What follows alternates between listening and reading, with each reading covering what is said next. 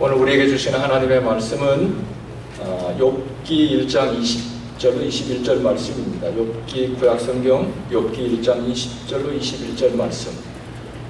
짧은 말씀이기 때문에 우리 같이 한 목소리로 한글과 영어를 같이 계속 읽겠습니다. 시작.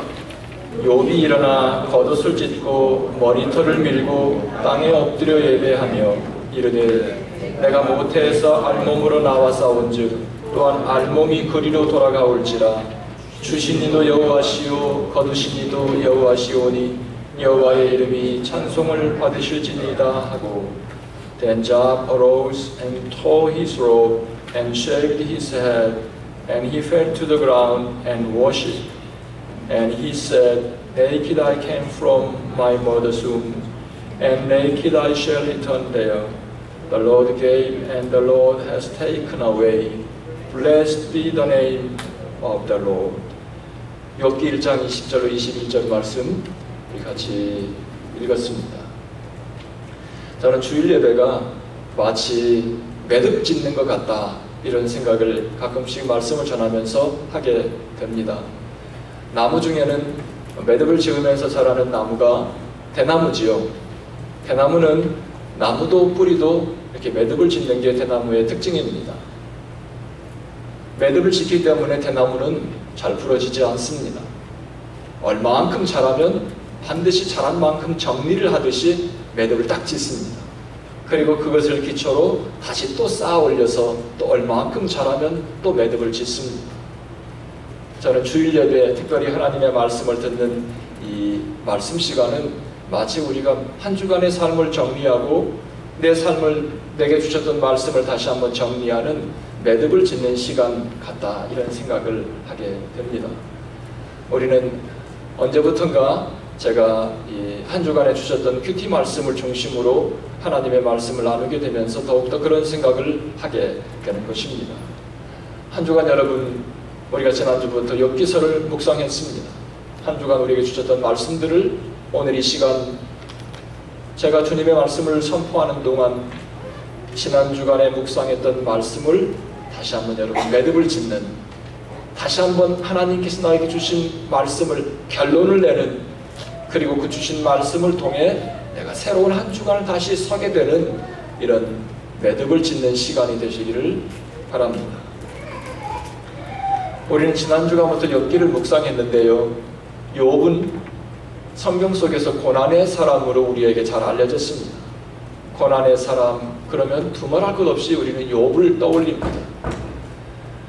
성사학자들은 욥기가 쓰여졌던 시기에 대하여 여러 가지 설들도 있지만 여러 가지 욥기의 분위기나 여러 가지 상황을 볼 때 이 족장시대, 성경에서 족장시대라 하면 아브라함, 이삭, 야곱, 요셉, 그러니까 성경은 욥기를 시편 바로 앞에 중간 부분에 욥기가 있지만 그럼에도 불구하고 욥기가 쓰여졌던 시기는 창세기의 족장시대에 쓰여졌던 것으로 전 일반적으로 받아들여지고 있습니다.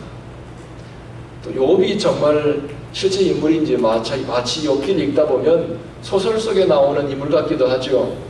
욥이 실제 인물인지에 대하여 사람들이 이야기도 있지만 성경은 욥이 실제 인물이라 이렇게 말씀하고 있습니다. 에스겔서 14장 14절에 보면 거기에 비록 노아, 다니엘, 욥 이 세 사람이 거기 있을지 하나님의 나라에 있을지라도 그들은 자기의 의로 자기의 생명만 건질 것이다. 이렇게 노아와 다니엘 역사적인 인물들과 욥을 나란히 놓고 말씀을 하는 걸 보면 이 욥도 실제 인물이었다. 우리는 이렇게 성경은 우리에게 소개하고 있습니다.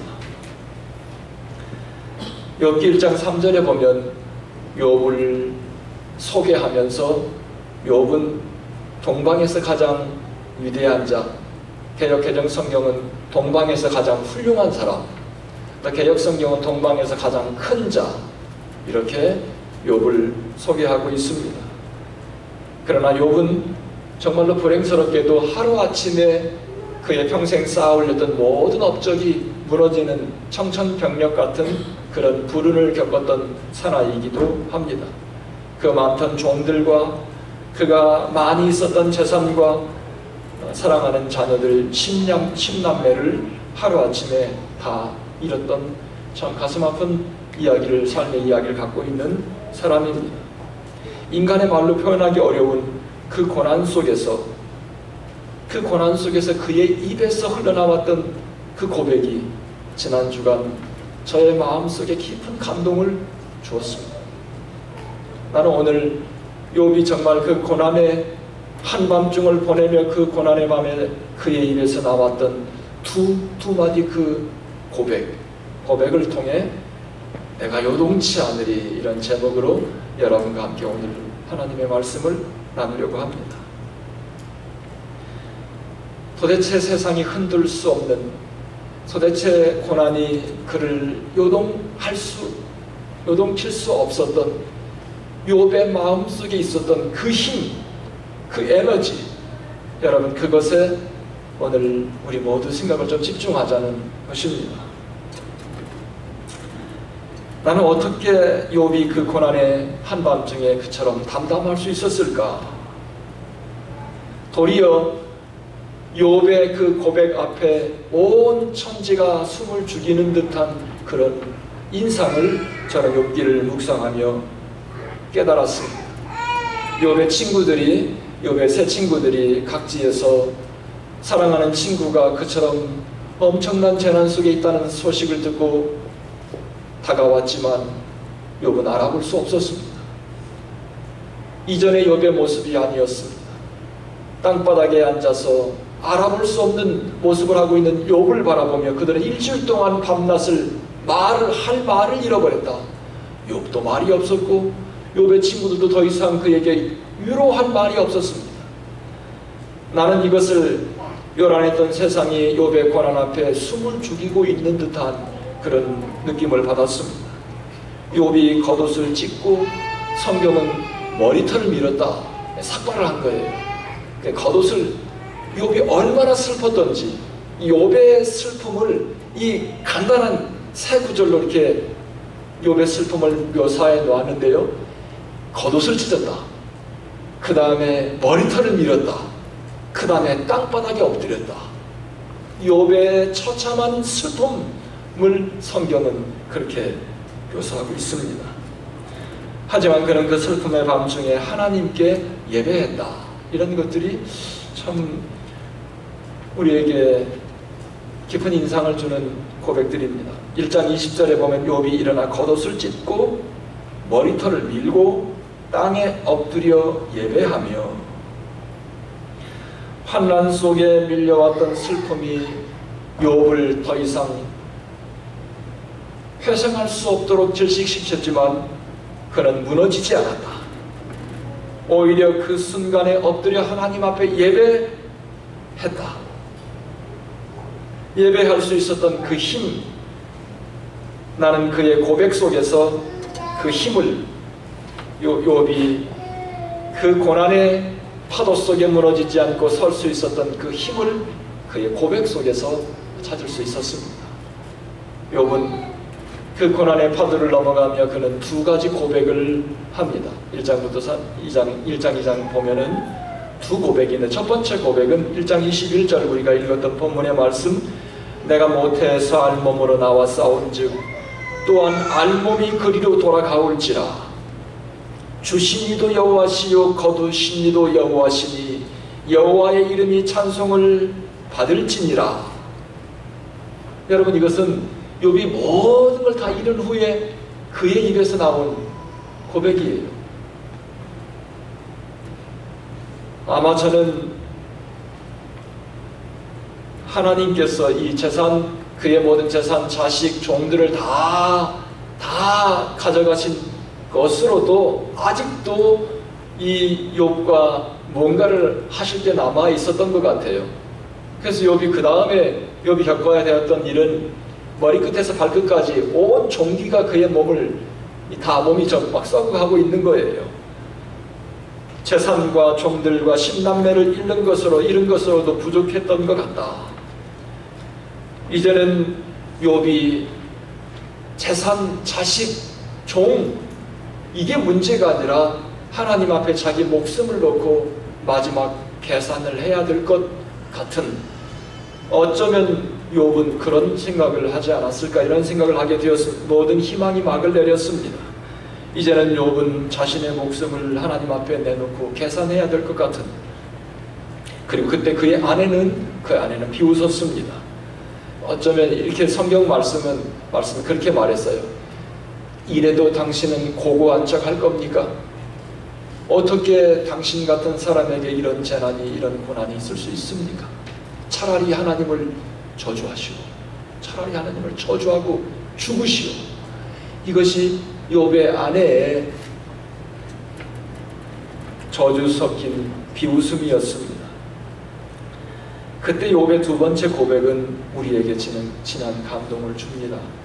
다른 욥의 이 두 번째 고백, 2장 10절의 욥의 고백은 어쩌면 정상적인 말로 한 게 아니라 신음하듯이 그가 이런 말을 흘리지 않았을까.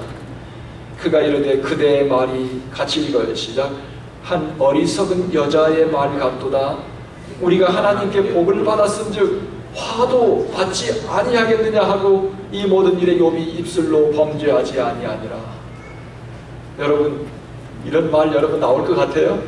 이 환난의 파도, 나의 일생의 모든 것들이 다 무너지고 더 이상 희망을 찾아볼 수 없습니다. 이 몸은 종기로 썩어가고 있습니다. 아내는 옆에서 비웃고 있습니다. 그런데 이 어리석은 여자여, 이렇게 말하잖아요. 이 어리석은 여자여, 하나님께 복 받았으니 하나님께 화 받는 것도 당연하지. 화도 받지 않겠는가? 이 모든 일에 욥이 입술로 범죄하지 아니하니라. 나는 이 환난의 밤중에 욥의 입에서 흘러나왔던 그 고별한 이 고백이 한 주간 동안 저의 귓전을 떠나지 않았습니다. 계속 저의 귀에서 욥의 그 고백을 생각하게 되었고, 그 고백은 내 귓전을 울리고 있었습니다. 이 슬픔의 질곡 속에서 결코 무너지지 않고 욥을 흔들 수 없었던 그것, 무엇이 욥이 무너지지 않고 아내의 조롱 섞인 그 비웃음 앞에서도 욥이 서 있을 수 있었던 그 안에 있는 그 힘, 그 에너지, 그 근성, 이런 거, 그 정신, 이런 것들이 저의 생각 속에 계속 남아서 한 주간 동안 저를 묵상하게 만들었습니다. 나는 욥의 고백, 이 두 고백 속에서 오늘 우리에게 주시는 욥이 무너지지 않고 서 있을 수 있었던, 그 고난의 파도를 통과할 수 있었던 그 비결을 오늘 이 시간 여러분과 함께 나누고 싶습니다. 세상이 결코 꺾을 수 없었던 욥 안에 그 힘, 욥기 1장 21절에 보면 같이 읽습니다. 시작. 내가 모태에서 알몸으로 나와 싸운즉 또한 알몸이 그리로 돌아가올지라. 여기서 두 번 계속 반복에 나오는 말이 알몸이라는 말, 네이키, 이 벗은 몸. 이 말을 쉽게 제 말로 하면, 내가 엄마 뱃속에서 태어날 때 알몸으로 나왔는데 이제는 알몸으로 주님 앞에 돌아갑니다.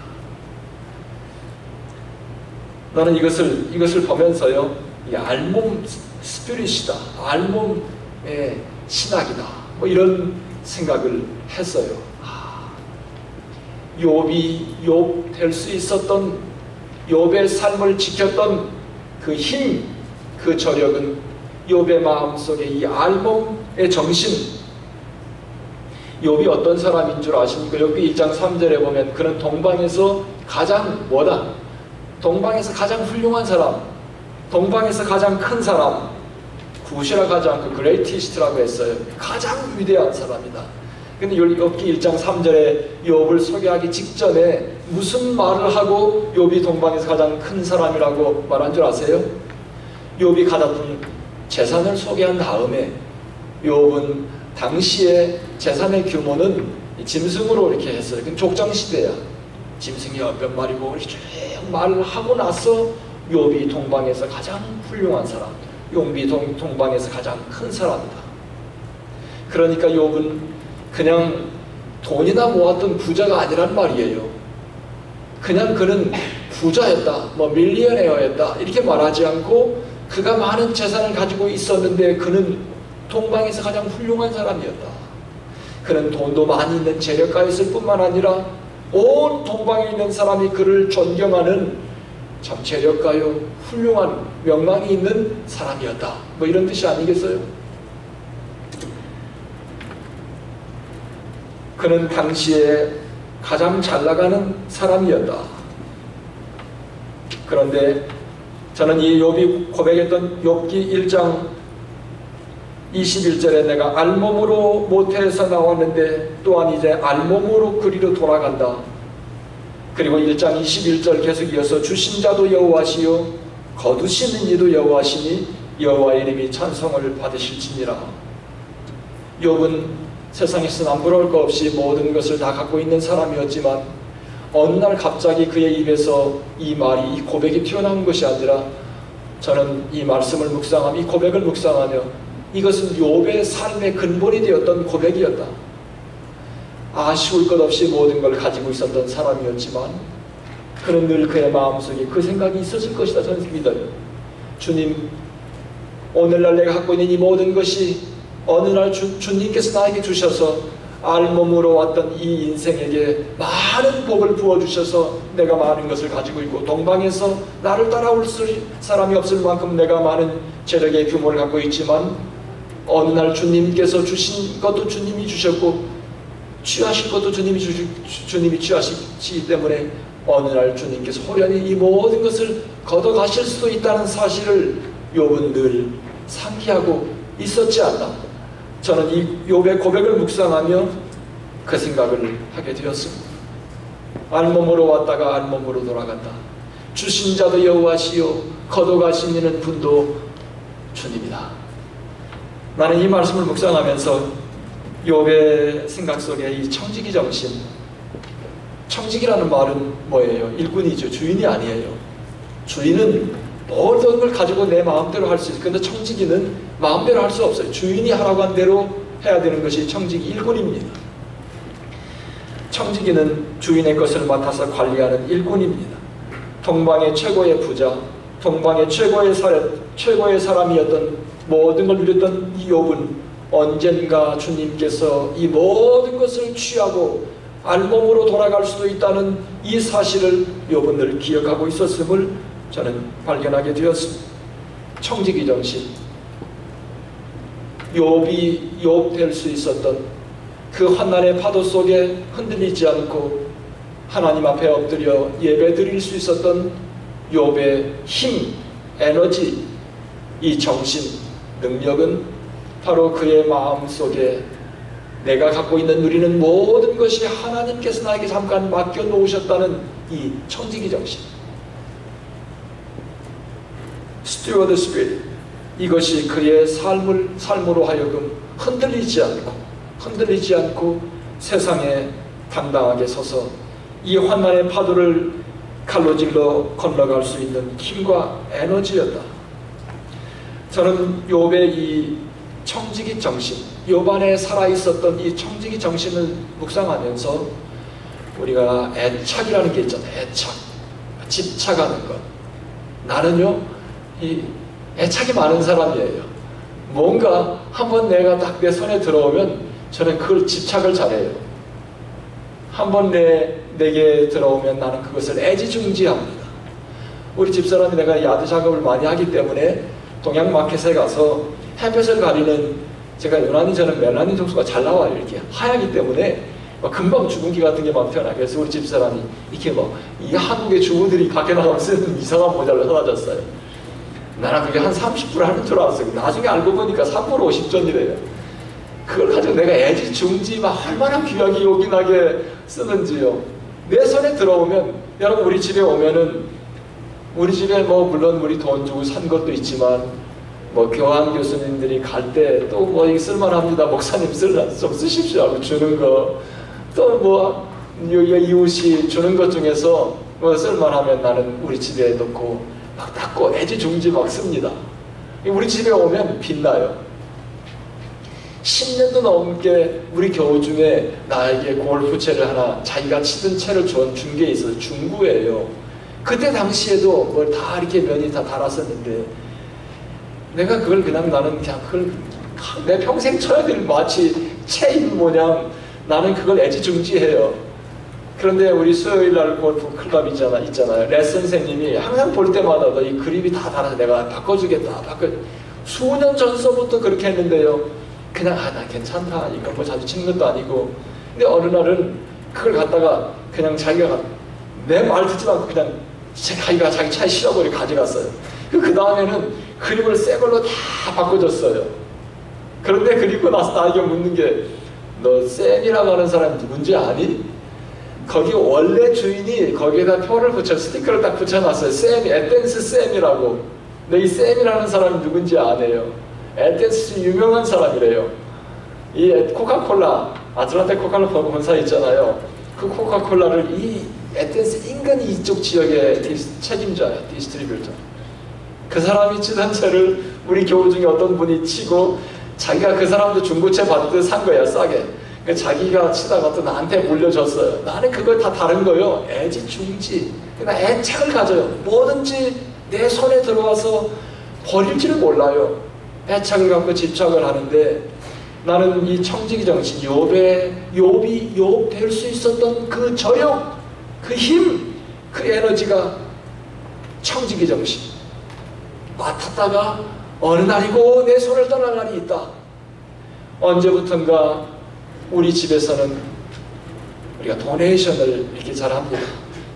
저희 아내에게도 우리 미국은 슈 컬렉터 하잖아요.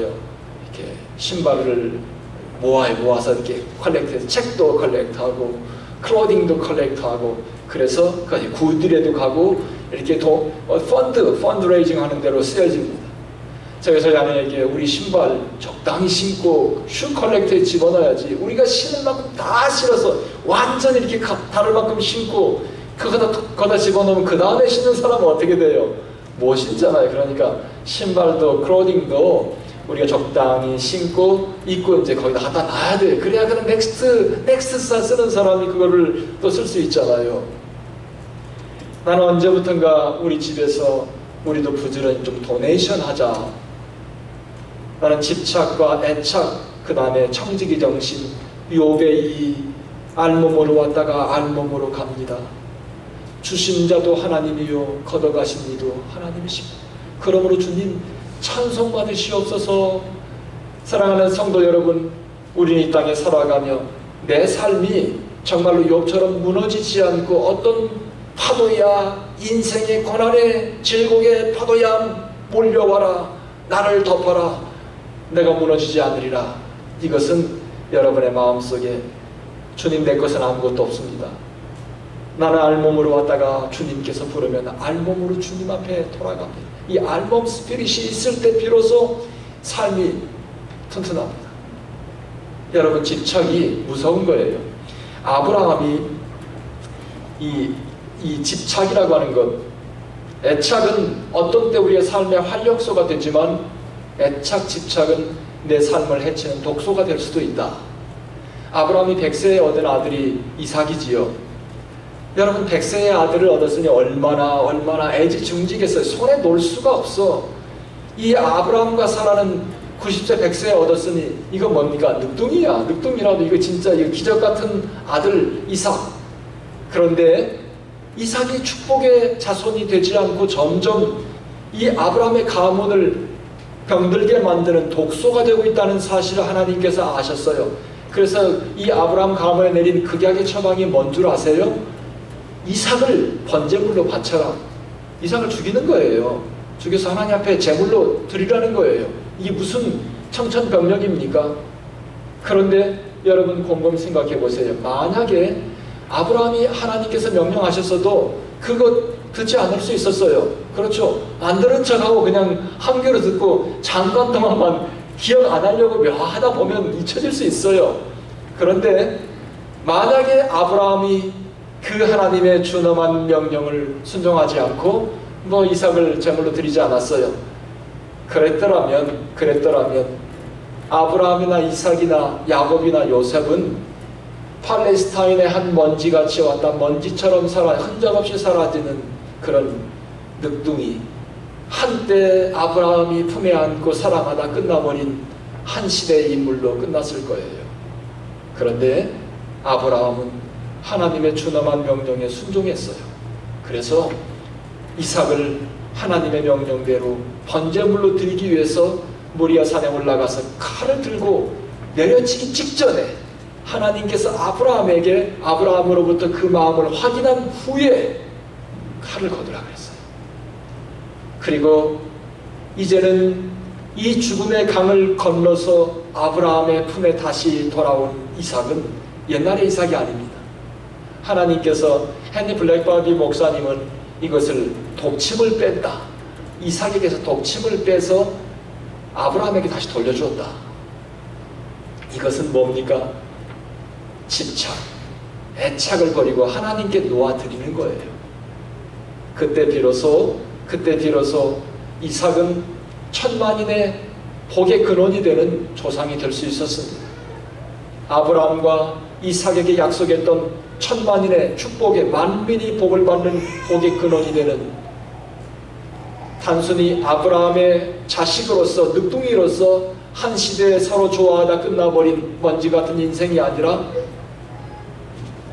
하나님의 역사를 이어가는 주님의 사람으로 설 수 있었습니다.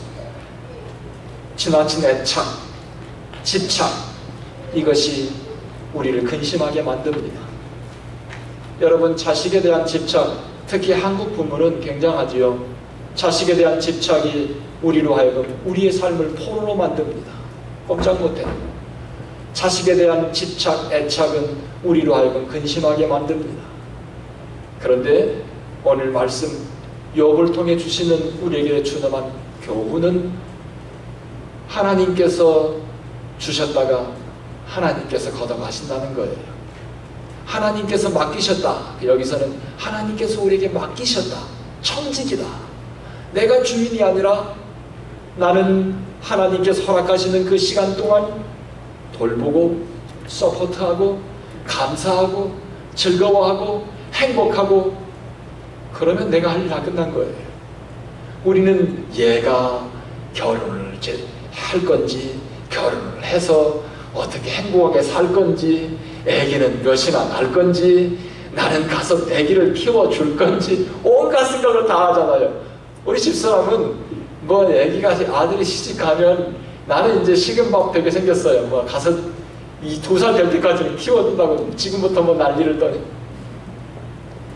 여러분, 지나친 집착, 애착, 이게 우리를 큰 시험에 빠지게 하는, 마귀가 우리에게 틈탈 수 있는 무서운 것이다. 저는 욥의 고백을 묵상하며 하나님께 저에게 귀한 메시지를 주셨습니다. 지난 주간에 저희 누님, 환갑을 만난 누님이 환갑 여행으로 이곳을 방문하고 떠나갔습니다. 여러분, 우리 누님 보셨죠? 둘째 누님. 환갑을 당한 노인네 같았습니까? 어떤 사람은 저보다 동생이라 그래요. 요즘에는 100세 시대야. 100세 시대라서 60 먹은 사람이 무슨 노인네야, 무슨 환갑이야, 부끄러워요. 제가 누님한테 가면서, 또 우리가 또 언제 뭐 요즘에는 자주 만나지만 누님한테 제가 2가지를 누님 앞으로 건강을 각별히 조심하세요. 요즘에는 100세 시대라 우리가 100세까지 살아야 되는데 건강 함부로 관리하면 안 되니까. 하지만 주님께서 호련히 어느 날 우리를 불러갈 수도 있습니다. 그러니 항상 그것을 기억하고 살아야 됩니다. 제가 우리 누님에게 2가지를, 회갑을 맞아서 회갑 여행을 한 누님에게 마지막으로 2가지 당부했습니다. 사랑하는 성도 여러분, 하나님께서 우리에게 맡겨주신 것 우리는 관리할 뿐입니다. 아무것도. 난 그래서 욥이 이 큰 환난의 풍파 속에서 엎드려서 하나님 앞에 예배할 수 있었던 것은 그의 마음속에 나는 알몸으로 왔다 알몸으로 돌아간다. 주신 것도 하나님이요 거둬가시는 것도 하나님이다.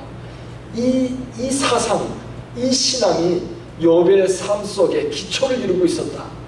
그렇기 때문에 욥은 파도 속에서 흔들리지 않았습니다. 첫 번째 기억해야 될까? 알몸 스피릿. 기억하기도 좋아. 청지기 정신, 스피릿, 스튜어드 스피릿.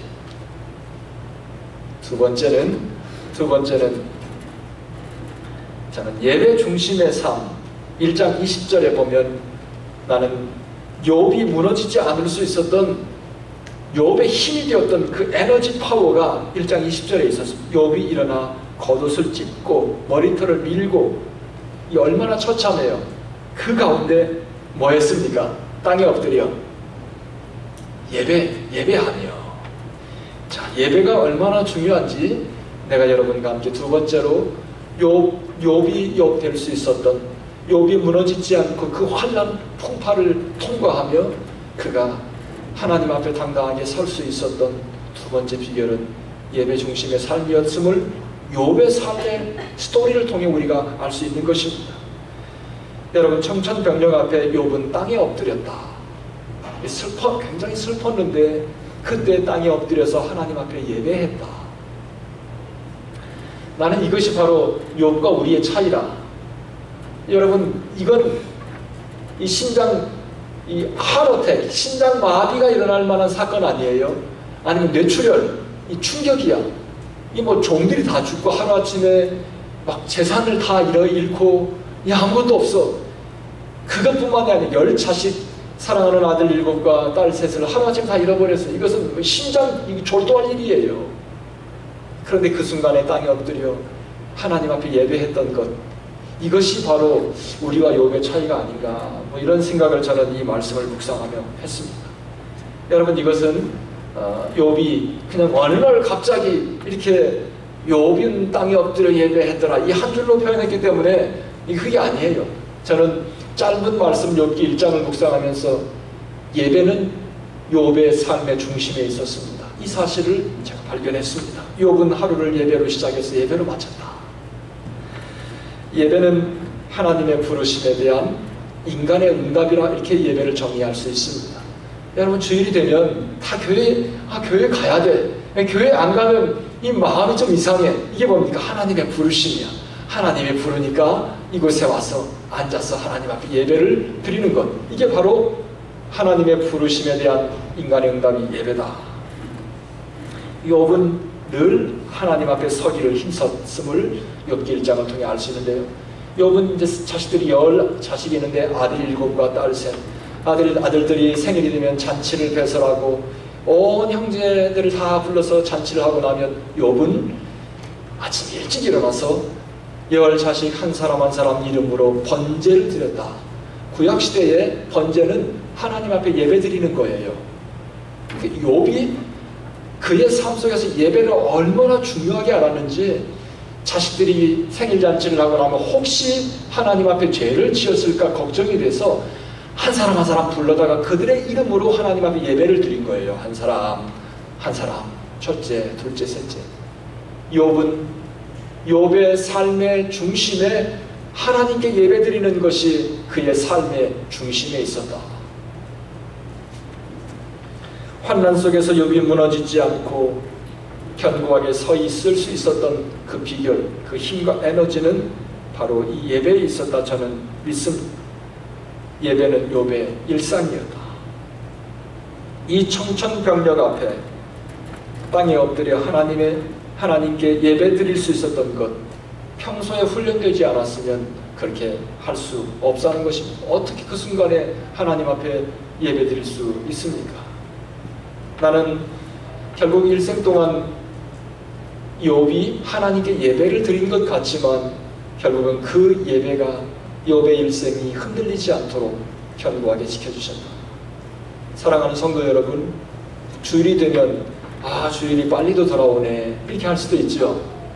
주일날 할 것도 많은데 할 수 있죠. 내가 주일날 가서 예배를 드려주고 오는 것 같은데 여러분, 지나고 나면 예배가 나의 유학생활을 지켰다.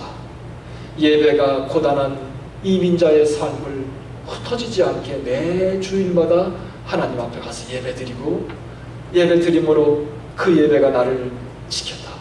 내가 흔들릴 때 예배를 통해 하나님께서 나를 부르시고 격려하고 힘을 주셨다. 성경은 하루를 예배로 시작하고 예배를 마쳐가. 그래서 구약 성경에는 번제를 아침 저녁으로 드렸어요. 또 일주일을 시작하며 주 초에 예배드리고 또 주말에, 그러니까 항상 일주일에 한 번씩 안식일이 있잖아요. 안식일에 예배드리고 또 다음 돌아오면 안식, 그러니까 일주일을 예배로 시작해서 예배로 끝나고 또 한 달도 월삭이라고 하는 예배가 있어요. 하나님께서 매달 초에, 월 초에 예배를 드림으로 한 달을 시작하는 것. 한 달을 예배로 시작해서 그렇게 하다 보면 1년이 지나고 10년이 지나고 일생이 예배를 중심으로 우리는 이루어지는 것입니다. 우리가 살아가며 하나님께서 웨스트민스터 신앙고백 소요리 문답 맨 처음에 보면 거기에 인간이 이 땅에 존재하는 목적은 하나님을 영화롭게 하기 위해서이다. 사랑하는 성도 여러분, 예배에 목숨을 걸어야 합니다. 예배 앞에 양보하지 마세요. 일주일에 한 번 드리는 예배, 또 새벽 예배, 수요 예배, 금요 모임 모여서 말씀으로 교제하는 예배 모임에 여러분 빠지지 마시기 바랍니다. 평소에 쌓았던 실력이 결정적인 순간에 나를 지켜주는 거예요. 예배에 여러분의 최선을 다해야 합니다. 예배를 절대 미스하지 마세요. 일주일에 한 번 드리는 이 주일 예배, 주일 성수를 여러분 목숨을 다해서 지키고 최선을 다해서 일찍 와야 돼요. 일찍 와서 하나님 앞에 진심으로 예배하는 예배가 될 때 그 예배가 나의 삶을 지키고 나에게 하늘의 에너지와 파워를 공급해주는 능력의 시간이 될 줄로 믿습니다. 사랑하는 성도 여러분, 광야 같은 세상을 살아갑니다.